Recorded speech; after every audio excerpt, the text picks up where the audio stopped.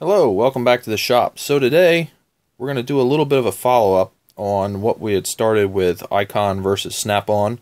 We're going to continue with that trend, and we are going to do Milwaukee versus Klein. Now, Klein, made in USA, Milwaukee, made in Taiwan. Last round, we had USA versus Taiwan, and actually the Icon Taiwan, in my opinion, beat out the Snap-on made in USA. Kind of an upset, a shock to the world, I know, but some of the Icon tools are getting pretty good, so we saw that firsthand. So we still got the microscope out, we still got the vise out, and we still got the backlight to check the grinds and everything else on these tools, so let's get into it.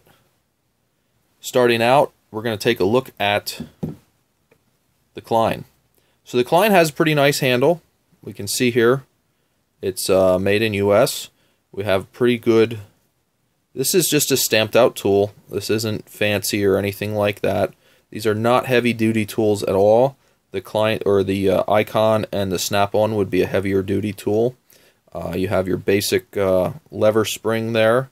We can see that on the Klein, if you look at that closely, the cutter side here on the top is not the same size as the one that I'm currently holding on the bottom. The tool does not look symmetrical, and it's possible that, yeah, you can feel that the one on the top sticks out a little further than the one on the bottom. So whoever was shaping this thing, it's interesting, they're not ground. Maybe some of the tooling for manufacturing is getting a little out of spec. Or would they have purposely made one side bigger than the other for some reason? I wonder if this... Remember we saw the Icon we thought was an anvil cutter. I wonder if the Klein is also an anvil cutter. And if that's the case, yes it is. I think it is. Looking at it here, maybe we'll see that depicted better in the microscope. But this would be the anvil and this would be the cutter. So that might be why that's larger on the top. That's a theory. We'll see if we get into that. Let's look at the Milwaukee. So the Milwaukee here also has some pretty nice handles.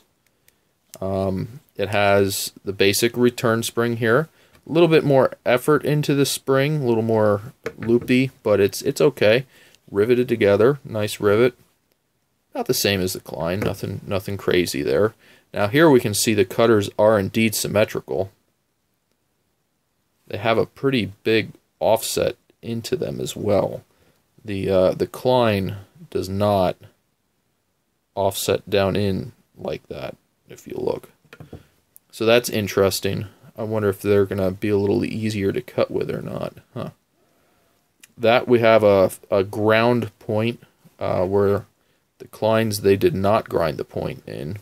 And that is a very, very sharp point. So that is about as pointed as any of these flush cutters are.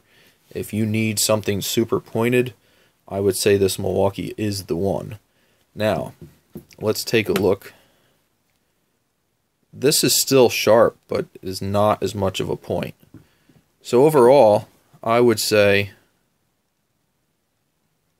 both are pretty equal in fit and finish here, looking at them. I was a little bit dubious about this until I think, well, let's verify that. Let's flash up the microscope here and start doing a little bit more comparing. Okay, so if all goes well, we will see the microscope image right up here. Let's see if that happens. So, coming in here, we can see, let me get that into focus. There we go. We can see really nice grind. Very, very fine. Let's look at the other side here. Same thing. Very fine on that grind. Let's look at the back here. back looks a little bit more coarse on the grind, but nothing really crazy. Looks very nice. Let's look at these cutters. So we have, yeah, if you look at that, see how that cutter is more kind of blunt. And then if we look at the other side here, you can see, yep, we certainly can. See how there's like an additional angle ground into that? I don't know if I can pick that up really, really well. But you can see just to the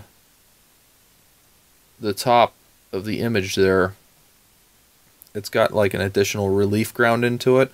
I would say that our original theory was correct, where the larger side here is the anvil.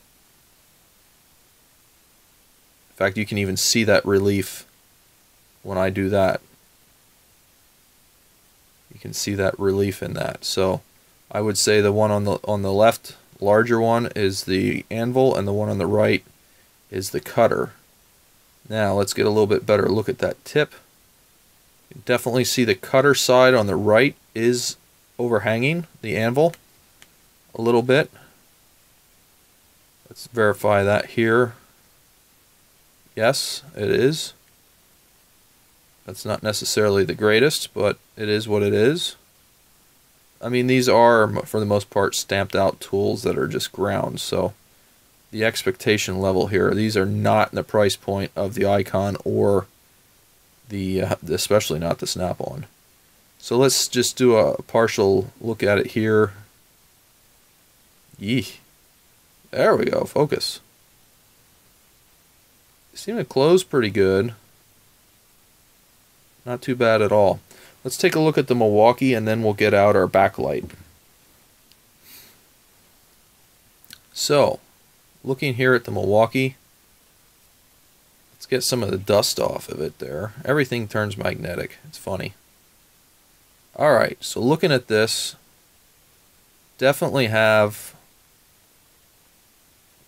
ground in there, ground in there, a little bit of a burr on it, but nothing bad. Same there. Looks like there might be some heat treating on this. See that discoloration down towards the bottom? That would be good if they did some heat treating. Yep, pretty nice grind on that. Now this does appear as though both sides, let's look at the back here. This is our flush cutter side. Have a nicely ground flush surface that you really cannot feel on either of these. Now, what I am noting, and we'll be able to tell better with the light, I'm seeing some gaps. Let's take a look here at the cutter. That goes to a point. Look at the other side. That too appears, maybe not. Yeah, I think so. I don't think that's an anvil cutter. Let's get that into frame. If it is, that is very finite.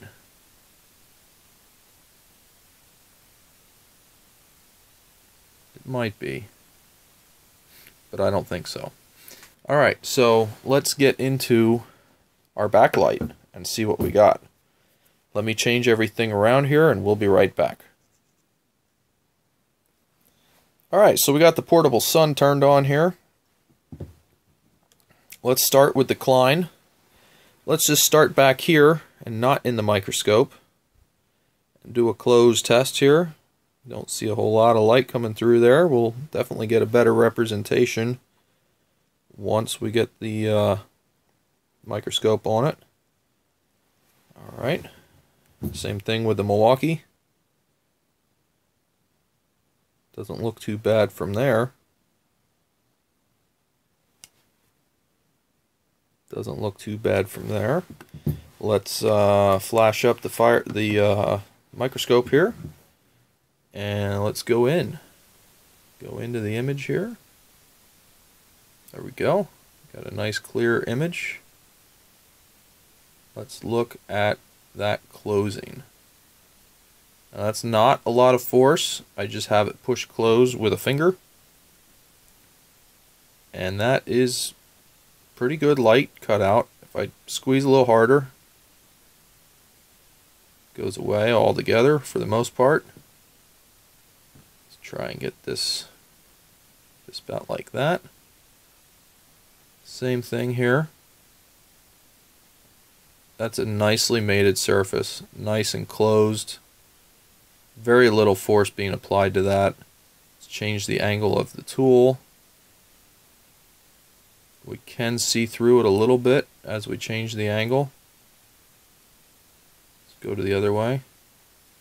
We do not see through it that way. So, pretty good otherwise. Let's take a look at the Milwaukee. So, looking from the top, we can see those grinds and a whole lot of dirt on this thing. And sure enough, got a bit of a gap there. If I squeeze pretty hard, I can make it go away, but the very tip stays open. And I'm still squeezing fairly hard. We still have a bit of a gap there in the back, so let me make sure that's not dirt in there. Alright, let's see if the jaws look a little bit cleaner.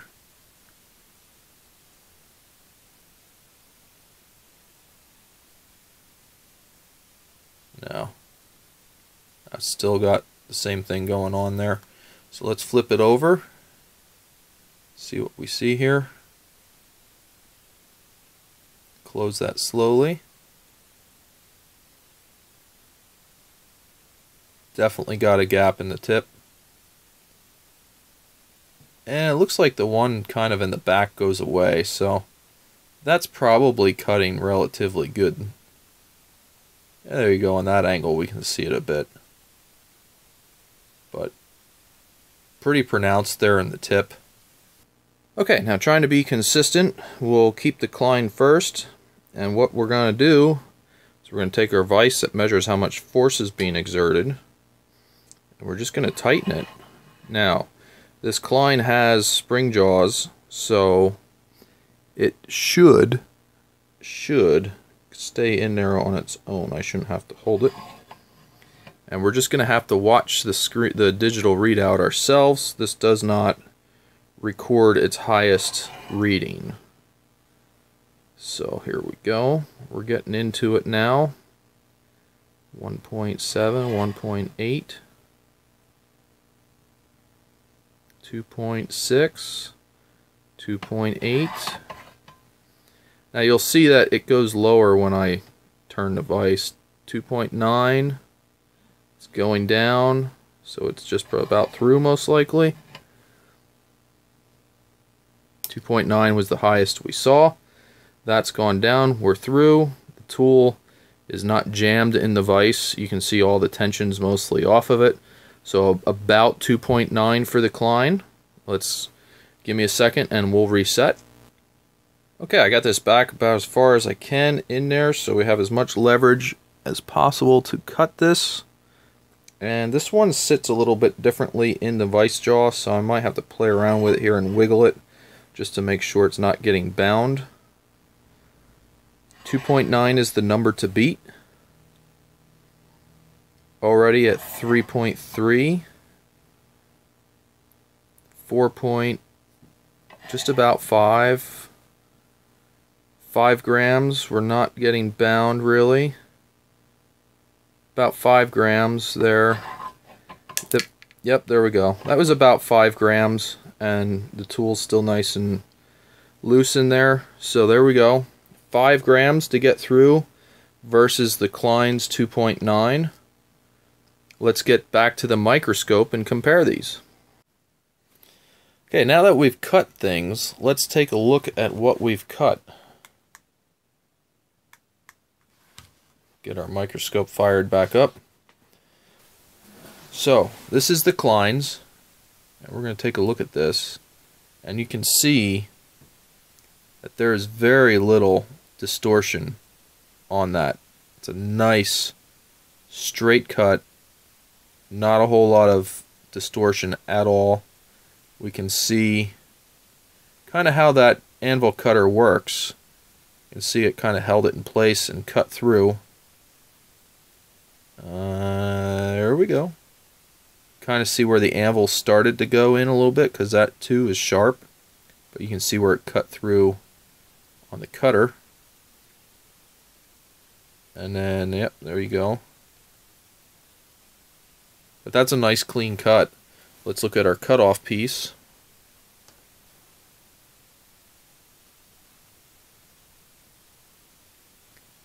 Same thing, very little amount of deforming.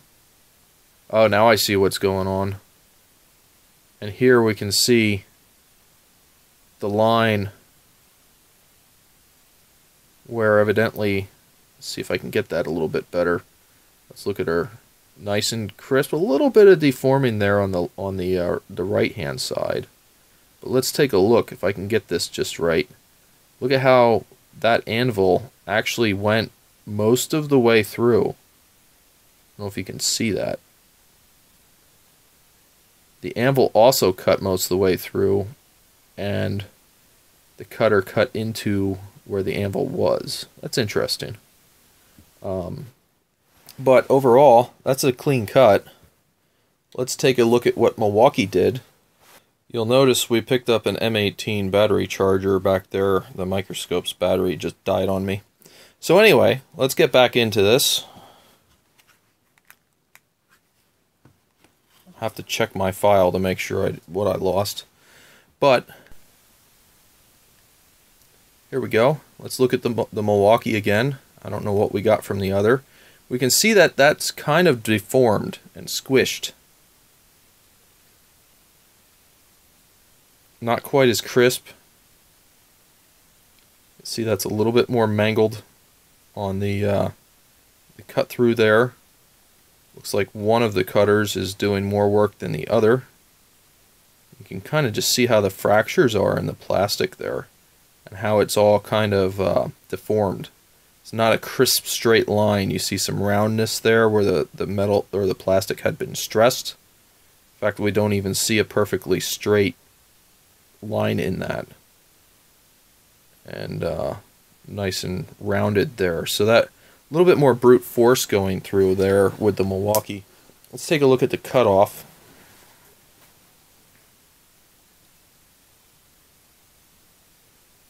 There we go. Pretty clean on the cutoff, actually. At least this side. Not a lot of deforming. This side, a little bit more, but this is actually what your finished cut would look like. Remember, we cut upside down with these. So let's get a vertical image here. That's not horrible. You can see it's torn through. A little bit of deforming there. It's definitely, I don't think that's as clean as the Klein is. Let's get into that. There we go. Nice vertical. A little bit of that sawtooth thing going on with this one too, like the Klein. But overall, not too bad. It's a good tool. I certainly wouldn't be upset using that over and over again. I think it would leave a nice cut. Okay, so I know it's always important to guys how much weight they're hanging around. In the last round, we found the Icon was a little bit lighter than the Snap-on, though not by much. Let's see what we got here. The Klein, basically 2 ounces, 2.05. What's the Milwaukee weigh in at? A little bit heftier, 2.4. Again, not much of a difference, probably about equal amount of difference between the Klein and the Milwaukee and the Icon and the Snap-on. That 30-ish grams range, or 0.30 grams, 3 ounces. Boy, I'm all goofed up with this. Let's change our units again and see what the grams are for the other guys, since we're squeezing in grams. Okay, there we go. And so we're about a 10-gram difference, if I recall. Yep, about a 10-gram difference. Not significant, but you know, you start getting a whole bunch of stuff, and that does indeed add up. So interesting all the same. So overall takeaways, I think this round, I think it has to go to the Klein. I think the Klein has a cleaner cut, and the Klein also, I think the grind is a little nicer in the Klein, even though this is uneven here. The jaws actually close all the way. The cutter goes on the anvil all the way through. You don't have that light peeking through. And I think possibly this anvil style cutter might have a little bit more longevity than something with two cutting edges. I feel like when you have two cutting edges, they both stand a chance at getting dull. I don't know. It would be interesting to use this a fair amount and see which one stays sharper longer. I have to admit, I've had one of these in my tool bag at work for quite some time, and I've not had issues with it. This is a brand new one that I got for this test. Both of these tools are brand new. We have their packaging here. If you're curious, this is the Klein D275-5, and we are comparing that to the Milwaukee 48-22-6105. Both of them are pretty much contemporaries, I would say. I don't think you go wrong with either, but from what I saw, I think I favor the Klein. Hope this was interesting. It was a fun one to make. I intend to do more things like this. You saw, if you didn't see round one with Icon versus Snap-on, check that out. That was an awful lot of fun to do. Maybe we'll figure out how to put a link up there. Maybe not. And if you enjoyed this, I hate to ask, but everybody knows how YouTube works. If you do enjoy what we put up on the channel, even though it's been intermittent lately, give us a subscription, like it, do the whole thing. You will get notified when we do get new videos out. Hopefully we can get something going here a little bit more frequently. It's just in and around work and other schedules and everything else. It's just, it is what it is. So either way, hope you enjoyed the video. Thanks for watching, and as always, have a great day.